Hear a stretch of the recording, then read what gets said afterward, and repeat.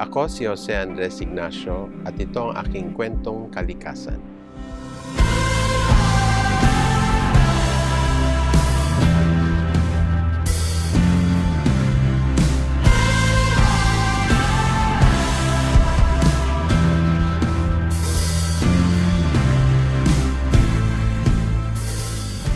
I'm Jose Andres Ignacio. I'm 56 years old. I'm the Director for Planning and Geomatics of the Institute of Environmental Science for Social Change. I'm being asked to share about my experiences and the work that I do in relation to forest management here in the Philippines. When I was young, I wanted really to become a scientist ever since, but more focused on the stars, an astronomer. And then when I was in college, I went into physics. At that stage, I thought that it was so detached from people. I also like people. I wanted to interact a lot with people, especially the disprivileged. I had to say goodbye to my childhood dream of being a scientist. And that's when I shifted out and focused on interdisciplinary studies in the Ateneo de Manila University. In 1992, I went out for further studies at the University of Wisconsin in Madison. While I was there, I really focused on water resources management, and I was very interested in the science, especially how water works on the landscape and how we should be able to manage our resources. As you might know, environment is actually a confluence of the science and where the people are. So I said, hey, this is very interesting. I found it very fascinating that I could go back to science, and yeah, the rest is history. I said I'd like to be there. I'd like to transfer to Bukidnon if it's possible. This is where we are needed in terms of the management of our resources, and it affects everyone. Since we're in the uplands here in Bukidnon, it really services a lot of communities in the lowlands everywhere in Mindanao, because Bukidnon is a headwater province. So water drains from here, goes to Cagayan de Oro, to Cotabato, and everything in between, even in Agusan, etc., Davao City. So yes, this is for me at that stage the center of where the action was. The Institute for Environmental Science for Social Change is a research and training institute. We focus on a lot of research related to environment, to disaster risk resilience, disaster risk management, forest management, watershed management. And of course, when we deal with these things, we have to take into account the communities who are all part of the processes on our landscape. We have a very special focus on marginalized communities, specifically the indigenous communities. We have a long time relationship with the community here in eastern Bukidnon, in the Upper Pulangi area of Malaybalay City. Well, indigenous communities in the context of Bukidnon especially they're distributed in the last few remaining forest patches in this province and throughout the country as well. A big challenge is really to get mainstream society to recognize the importance of people, especially the indigenous people, in the management of the resources. Forest Foundation has supported a lot of efforts here in Bukidnon that we are doing. One primarily is the mapping of land cover in the province. Mapping is, in our context now, is trying to represent the landscape on a piece of paper that you can bring around and show other people. It actually is a document that can bring a consensus to local stakeholders. You have to provide data, factual data, based on scientific methods, techniques, and this is what people can then base their decision making on. And I think that's very crucial when you're doing resource management. We talk about resource management everywhere, but a lot of times no one has the information, the right data to work with. This is the 2005 land cover map of Bukidnon, and this is what we did, supported by the provincial government of Bukidnon at that time. What's so significant about this map? It's the first comprehensive land cover assessment of the province of Bukidnon, or actually the very first of this type of detail for anywhere in the Philippines, actually. In 2005, we had this much forest, around more than 200,000 hectares of forest. The total area of Bukidnon is 906,000, according to the GIS. So in 2018, we were given support by the Forest Foundation Philippines, and including some of our partners in Belgium, to do a land cover update after our 2005 land cover update. And this is 13 years after. As you can see here, our mossy forest had decreased from 129,000 to 109,000. So we lost 20,000 hectares. Primary forest from 25,000 hectares to 15,000 hectares. And we had a slight increase in secondary forest.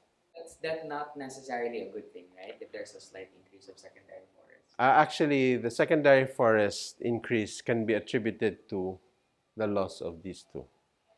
So when you cut the primary forest and mossy forest, that tends to be converted to immediately to secondary forest.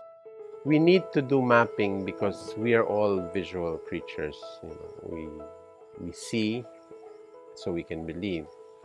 And mapping can help us see the landscape and see the various relationships of different resources and activities on the ground that can then help us project what's going to happen in the future. For example, if you have a community that's situated in the center of a forest or a new road that's being built, you can already see what is going to happen, and that's like a trajectory or a scenario that's being made. And also, maps will tell us various stories on how people relate to the landscape. This is Juan Sumbalan. He is our geomatics associate, and he's really the workhorse of a lot of the work that we do in mapping, technical work. This is a draft map that we're doing, supported again by Forest Foundation Philippines. And it's focused on the Agus Lake Lanao River Basin, and we're tracking the cumulative forest loss in the last 20 years. What's important to note here is that in 2000, all of this was green. But in 2016, a new road was constructed from Wao municipality all the way to Marawi City. What's the net effect of that? The road went through a block of one of the largest primary forest blocks in the Philippines. And now, since it has been open, a lot of settlers have started to come in and have claimed land and cut down forest areas. So yes, we have to balance development with environmental protection or forest protection, but at what expense, you know? Ang Bukidnon magud medyo kulang gid kayo og paglantaw sa atong palibot kay mostly bisag ahalang magbutag dalan, bisag ahalang magbutang og mga subdivision nga wala ay dili maplanuhan og insakto. Mao nang maayo gid sa ning na-mapping manggod para makita man sad asa nga lugar makatanom makabutang tagdalan nga insakto. Asa nga lugar nga di nato madisturbo ang lasang. In ESSC, we value the input of communities in mapping their own local landscape. And there's a process that we have developed, community mapping process. And this is where we get the community members together on a blank sheet of plastic sheets, and they draw using pencil pens their landscape. And it's what's very telling here during this process is the areas where the community really works on a day-to-day basis becomes larger on the map because that's more familiar to them. So this type of participation will get the community to own the data. Because normally when government would go to a community, they'd say, oh, this is what your community looks like. So they have to accept that. And if that's, if they don't believe that, there's no way of them to tell the government, hey, it's not true, because they have really technical math. But through this process of community mapping, the community can have a say. And I think what's really great about the support that Forest Foundation gave us is that it allowed us to freely hand over to the users, to the stakeholders, the data that they need that's coming out from our initiative for their comprehensive land use planning, forest land use planning.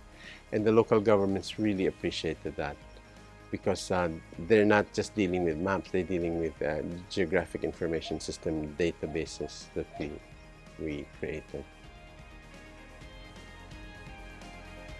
So these are just the same map, the data from the same map at the back of 2018, but we have cut it up per congressional district. So what we plan to do is to give these maps to the congressmen so that they have a better idea of the land cover state in their congressional district. I think the work with the Benro, for example, right now is giving the government a chance to really support community-based efforts in forest management.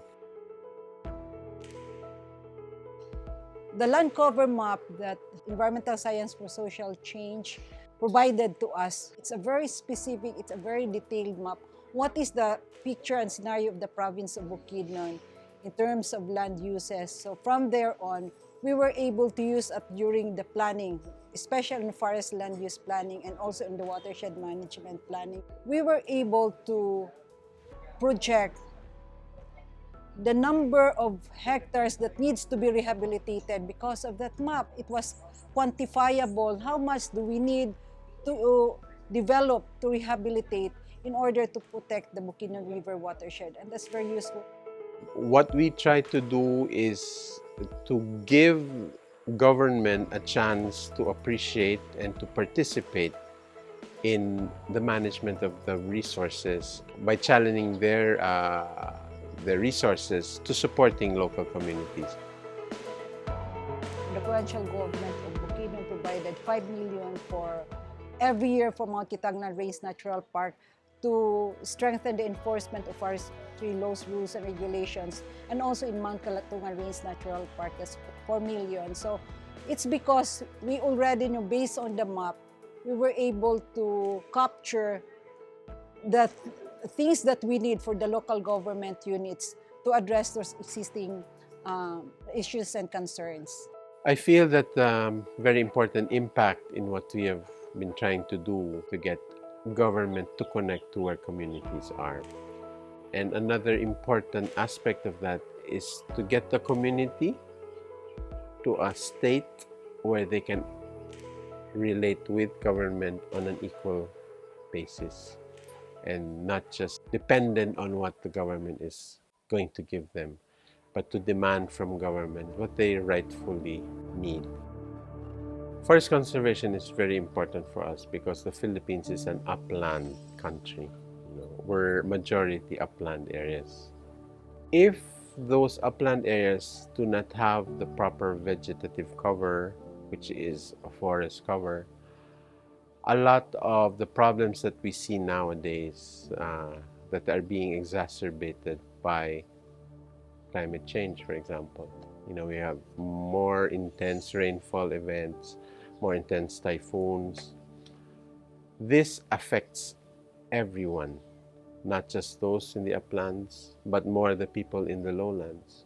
Now, if we don't have forest, how are we going to sustain the water that support us for household uses, industrial, agricultural uses? So mga gitag importansya sa atong lasang ug atimanon pud nato ang lasang kay ang lasang man pud mismo ang matiman sa tuwa pohon sa mga sunod na pud maabutay ng mga generations sa tao. So if we really want stability across the board, we have to make sure that we don't lose any more forests and we actually grow more forests.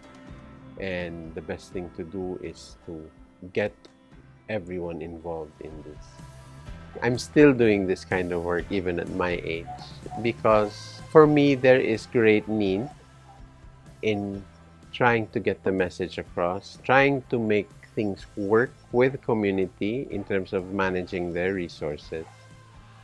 Well, I hope for the Philippine forest that our government will sincerely recognize the importance of the role of indigenous communities in the management of the forest resources.